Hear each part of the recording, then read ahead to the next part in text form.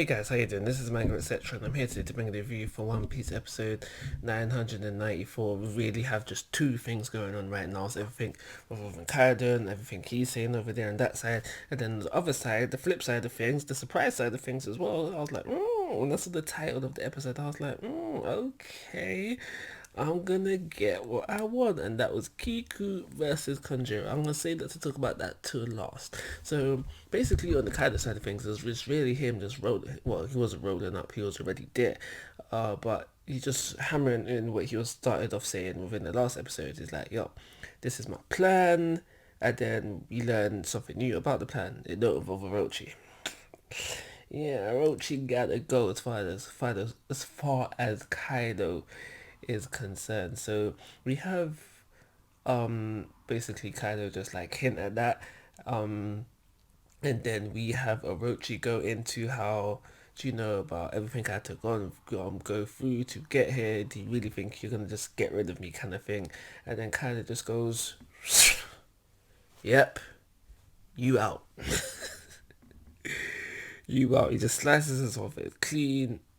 Which is like, and then he gone. And then he basically then turns to Orochi's men and say, yo, you either with me or you dead.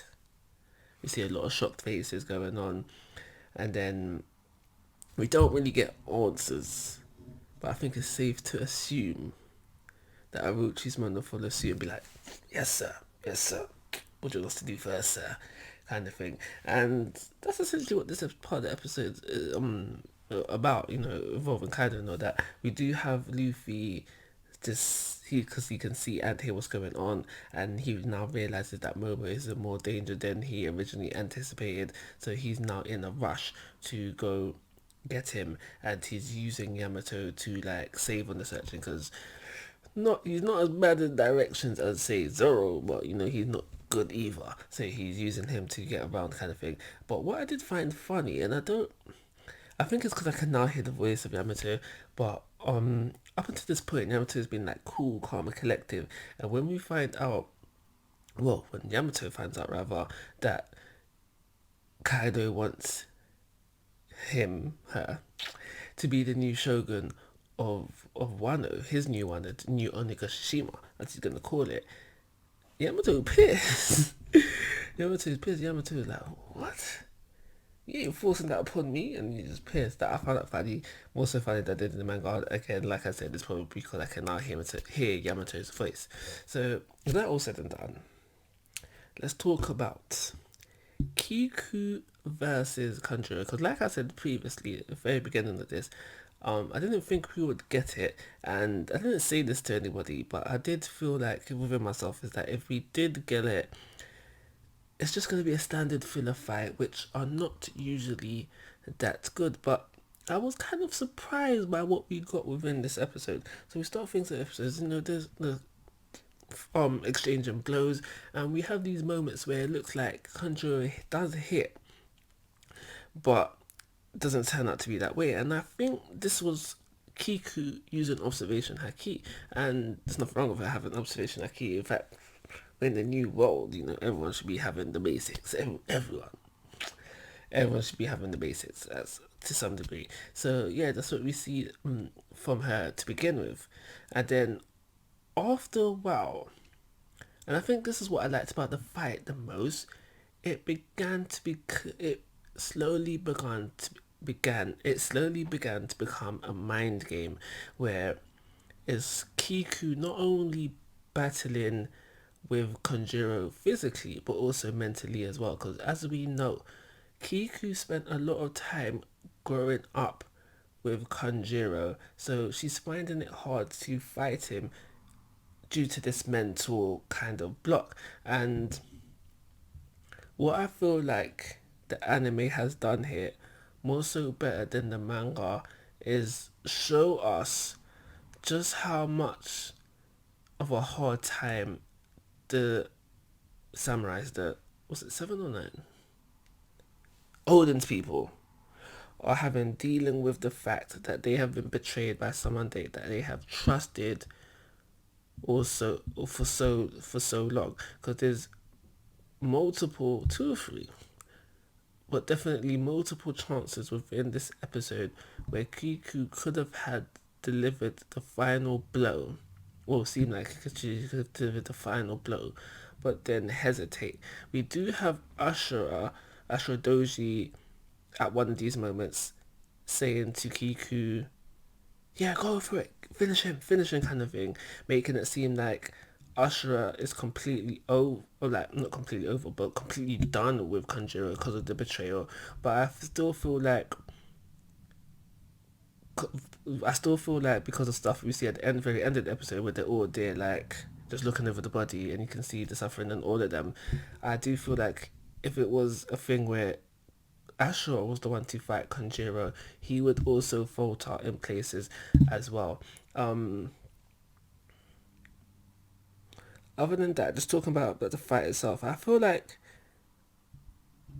the fight itself, like the choreography of the fight itself, that wasn't that great. It was good, but it wasn't that great.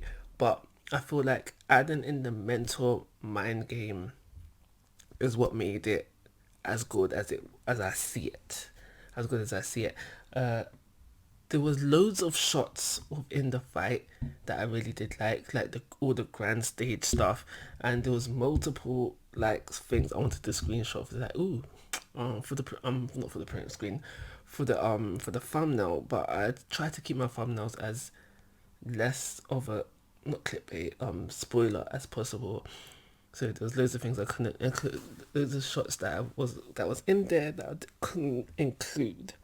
But I liked all the grand stage stuff where you see Kanjuro talking about how if I have to die, I'd rather do it on this grand stage, and then you see them all stanced up on the grand stage where then they flick back to where they really are. There was also loads of shots where it's either red snow or just red petals falling down. I think it's red petals. And I feel like this symbolizes something. So if you know what that's trying to symbolize, please let me know in the comment section. But that's also shots that I really did like. They look nice. Other than that, I don't feel there's anything more to say about it. Like after the fight was all said and done, Kiku was finally to deliver the final blow, and then we have that moment where Kinemon meets up with them. They all mourn the body, and then they move onto the next adventure to defeat Kaido. And we can see that even after the fight, even after delivering the final blow, Kiku is still having a hard time dealing with the fact that Kanjuro has betrayed them, because even after they started walking, she stayed behind a little bit, looked over the body before then carrying on walking, if she did carry on walking. I can't remember exactly. But like I said previously, this episode really does deliver on the fact that Odin's group really did suffer mentally due to the fact of Kanjuro's betrayal. I didn't really grasp that within the manga. I'm only really grasping it now, seeing it within this fight, which was not within the manga.